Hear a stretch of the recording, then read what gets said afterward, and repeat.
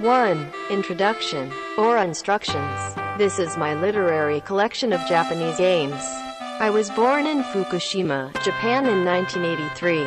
Of course we kids are used to Japanese games. My story of playing Japanese games in real time will surely have an interesting topic for overseas game fans.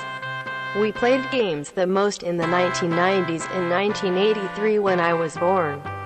Nintendo released the initial type, NES, which is the gold standard of TV console games. In other words, my generation was a happy boyhood baptized Japanese game. Nintendo, the creator of NES, has its headquarters in Kyoto and originally produces a Japanese card game called Hanahuda, a company specializing in games. We are completely console game generations.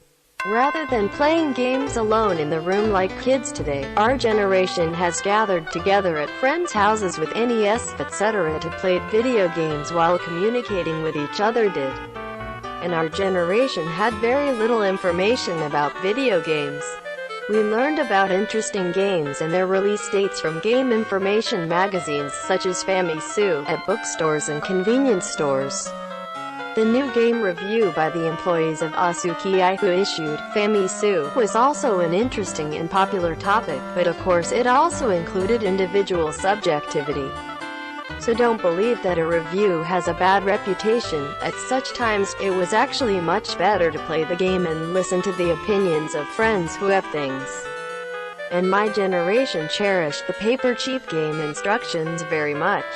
There is a detailed description of the worldview, game system, and characters. And we were thrilled to just read the paper instructions before playing the game. And Japanese parents at that time used to say to us kids like spells. TV games are 1 hour a day. Under such circumstances, kids used to play TV games as soon as possible, and often played outside, but what they played was imitation of the game's special move.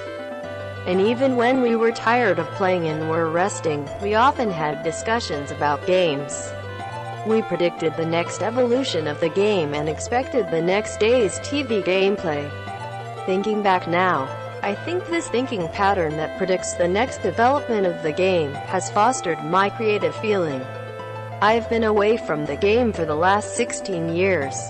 I think the format of Japanese games has run out in the 20th century. Only the fusion of the patterns that have run out. But in other words, Japanese games in the 20th century were so spectacular and varied. I'm 37 and can't play shooting games anymore. Maybe my eyes are too tired. And the recent RPGs and SLGs feel like a fusion of about 10 past games to me, who played all Japanese games. I don't know how Japanese kids today play games, but there is one thing I can say. Our generation couldn't get the game unless they asked for it. The Japanese kids today are just playing the game given. Is it good or bad? I think it belongs to the worst in my opinion.